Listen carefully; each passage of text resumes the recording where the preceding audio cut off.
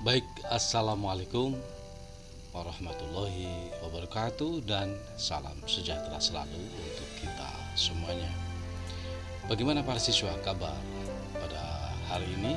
Semoga para siswa dalam keadaan sehat walafiat dan tetap dalam keadaan sehat dan semangat untuk terus belajar. Para siswa bertemu lagi dengan Pak Marjan di pertemuan yang ke-18 kali ini dan akan dibahas fungsi kuadrat. Baik para siswa, tujuan dari proses kegiatan belajar mengajar ini adalah setelah para siswa mengikuti kegiatan belajar mengajar ini, para siswa diharapkan dapat satu, menyebutkan bentuk umum dari fungsi kuadrat. Dua, siswa dapat menentukan nilai diskriminan fungsi kuadrat. 3. Siswa dapat menjelaskan karakteristik fungsi kuadrat berdasarkan nilai diskriminan. Dan tujuan yang keempat adalah siswa dapat menarik akar-akar dari fungsi kuadrat. Baik, para siswa sudah siap untuk mengikuti kegiatan belajar mengajar ini? Oke, kalau sudah siap, para siswa mohon untuk memperhatikan penjelasan yang ditampilkan melalui video pembelajaran ini. Para siswa, definisi fungsi kuadrat. Yang dimaksud dengan fungsi kuadrat adalah suatu fungsi yang pangkat tertinggi pada variabelnya adalah 2. Nah, ini contoh. Bentuk dari fungsi kuadrat adalah fx sama dengan ax kuadrat plus bx plus c.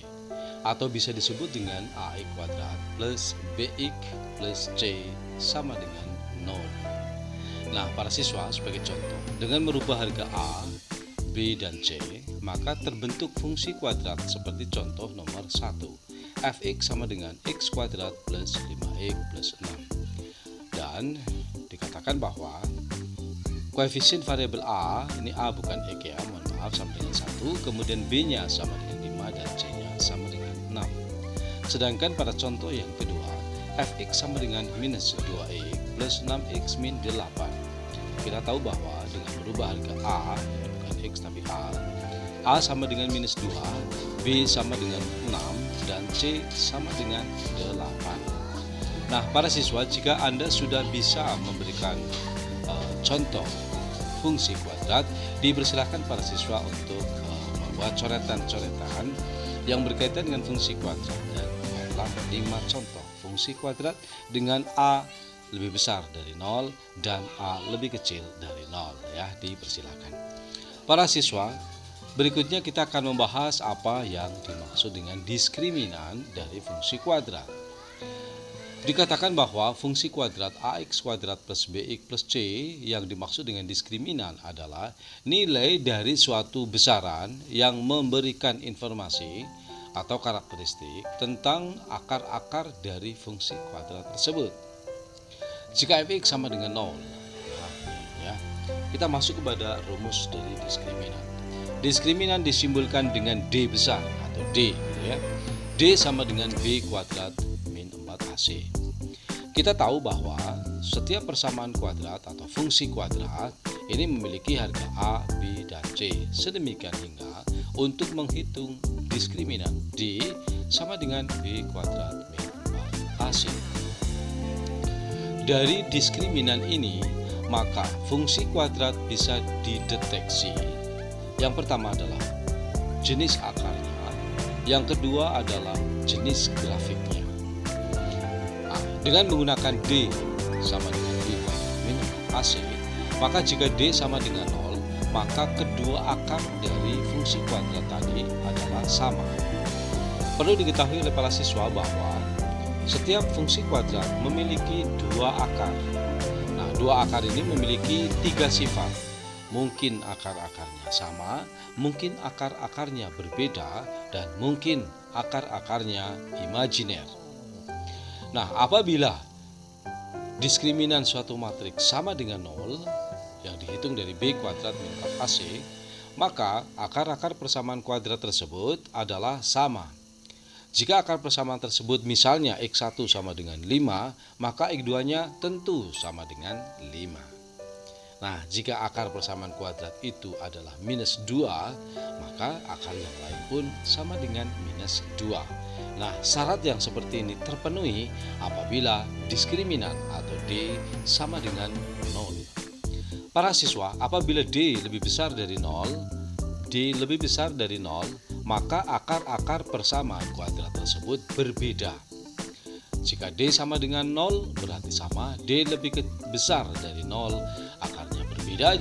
Dan jika D lebih kecil dari 0, maka akarnya adalah imajiner. Bagaimana cara menghitung D? Mari kita ambil contoh. Pada fungsi kuadrat X kuadrat plus 2X min 8, maka dengan B, D sama dengan B kuadrat min 4AC, dengan A sama dengan 1, B sama dengan 2, C sama dengan minus 8, maka D diketahui dengan cara menghitungnya, ketemunya adalah 36. Nah, angka 36 ini merupakan angka yang lebih besar dari 0, maka fungsi kuadrat X kuadrat plus 2X min 8 ini memiliki dua akar yang berbeda, ya. Karena D lebih besar dari 0, maka akar-akarnya berbeda. Para siswa, kita masuk pada contoh yang kedua. Fx sama dengan X kuadrat plus 4. Nah, dengan harga X kuadrat plus 4 berarti A sama dengan 1 dan B-nya sama dengan 0. Tidak ada B di sana, yaitu B adalah koefisien variabel dari X, ya, dan C-nya sama dengan 4. Para siswa, dengan menggunakan D sama dengan B kuadrat min 4AC, kita dapat menghitung fungsi kuadrat X kuadrat plus 4 sedemikian hingga B kuadrat sama dengan atau B kuadrat min 4AC dengan B sama dengan 0, 4 kali 1 kali 4 sama dengan minus 16. Nah, minus 16 ini adalah merupakan suatu bilangan yang lebih kecil dari 0, maka akar-akar dari fungsi kuadrat Fx sama dengan X kuadrat plus 4 merupakan fungsi kuadrat yang akarnya adalah imajiner. Para siswa, karakteristik dari fungsi kuadrat sedemikian tadi nanti akan digambarkan dalam bentuk grafik. Namun demikian, untuk bisa menggambarkan grafik atau menentukan grafik dari fungsi kuadrat, kita harus dapat menarik akar-akar persamaan kuadrat. Apabila diketahui bahwa Fx sama dengan A kuadrat plus Bx plus C, maka akar-akarnya bisa dihitung melalui 3 cara. Yang pertama adalah dengan cara memfaktorkan, yang kedua dengan cara rumus, dan yang ketiga dengan cara melengkapkan kuadrat. Melengkapkan kuadrat sempurna. Para siswa, khusus untuk nomor 1 dan nomor 2, nomor satunya memfaktorkan nanti akan kita bahas khusus dalam pertemuan ini. Sedangkan untuk rumus adalah apabila fungsi kuadrat tersebut tidak dapat difaktorkan dan kita menggunakan rumus di mana X1, X2 sama dengan B plus minus akar B kuadrat min 4AC. Ya, kita ulangi lagi bahwa X1, X2 sama dengan B plus minus akar B kuadrat min 4AC. Akan dihitung X1 dan X2.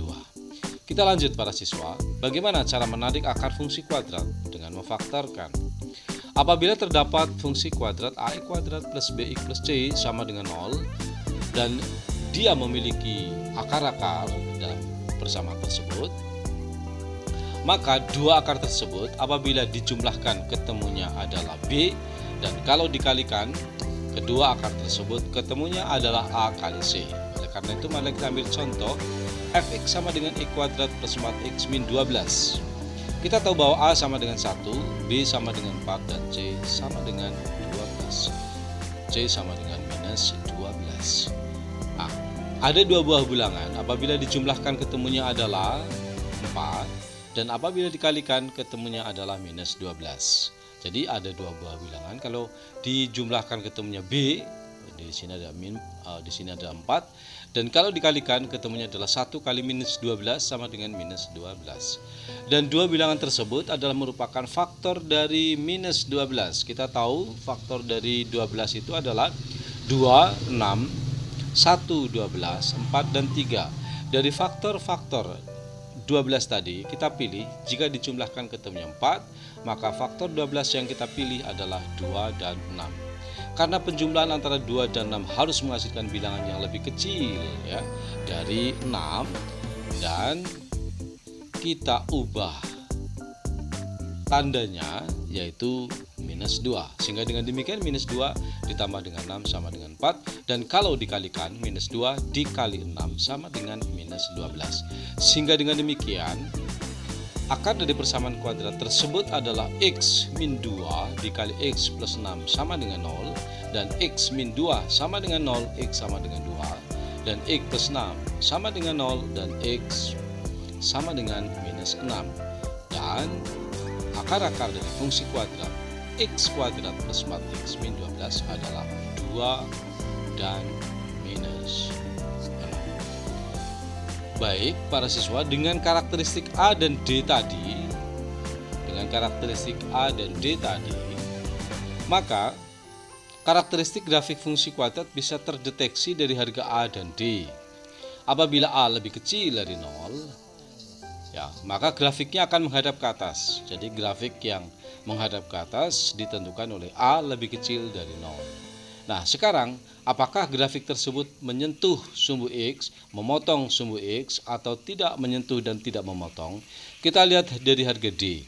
Jika D lebih kecil dari 0, maka grafik tersebut tidak memotong sumbu X. Kalau D lebih kecil dari 0, maka tidak memotong sumbu X. Mengapa? Karena memiliki akar imajiner. Apabila D sama dengan 0, maka grafik tersebut akan menyentuh sumbu X. Hanya menyentuh saja atau menyinggung saja. Nah, sedangkan jika D lebih besar dari 0, maka grafik tersebut akan memotong sumbu X. Oke, kita ulangi lagi. Jika A lebih kecil dari 0, grafiknya menghadap ke atas seperti ini. Nah, grafiknya menghadap ke atas. Kalau D lebih kecil dari 0, maka tidak memotong sumbu X. Kalau D sama dengan 0, grafik tersebut menyentuh sumbu X, dan apabila D lebih besar dari 0, maka grafik tersebut adalah memotong sumbu X. Baik para siswa, kita lanjutkan dengan A lebih besar dari 0. Jika A lebih besar dari 0, maka grafiknya itu menghadapnya ke atas. Kalau tadi A lebih kecil dari 0 menghadap ke bawah, maaf para siswa, tadi ada konsep yang salah.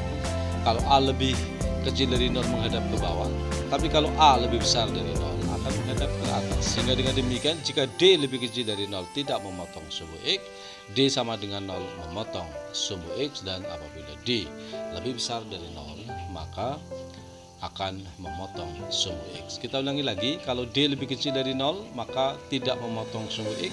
Kalau D sama dengan 0 berarti menyinggung atau menyentuh sumbu X, dan kalau D lebih besar dari 0 maka grafik tersebut memotong sumbu X. Para siswa dapat melihat grafik berikut ini. Grafik yang ada di sebelah kiri adalah grafik di mana A lebih kecil dari 0, grafiknya adalah menghadap ke bawah semuanya. Sedangkan yang di sebelah kanan, A lebih besar dari 0, berarti grafik itu menghadap ke atas.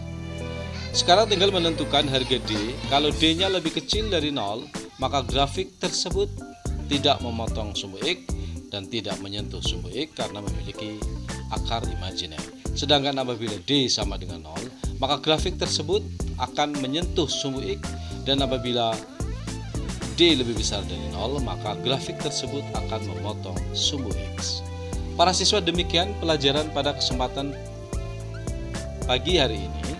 Dan setelah para siswa memahami konsep tentang fungsi kuadrat, maka para siswa diharapkan dapat mengerjakan tugas 18. Karena ini merupakan pertemuan ke-18 dan para siswa mengerjakan tugas 18. Dan para siswa jangan lupa, apabila para siswa sudah mengerjakan tugas ke-18, Pak Guru tunggu di tugas 18 pada Google Classroom Anda. Dipersilakan para siswa mengerjakan tugas 18 dan kirimkan tugas Anda di Google Classroom di ruang 18. Dan para siswa juga tidak boleh lupa untuk absen yang ada di Google Classroom Anda, dan semoga saja para siswa selalu semangat dalam belajar ini. Para siswa, sampai jumpa di pertemuan berikutnya. Salam sayang selalu untuk Anda dan juga untuk keluarga Anda. Terspesial sukses selalu untuk usaha Anda. Pak Marjan pamit. Wassalamualaikum warahmatullahi wabarakatuh.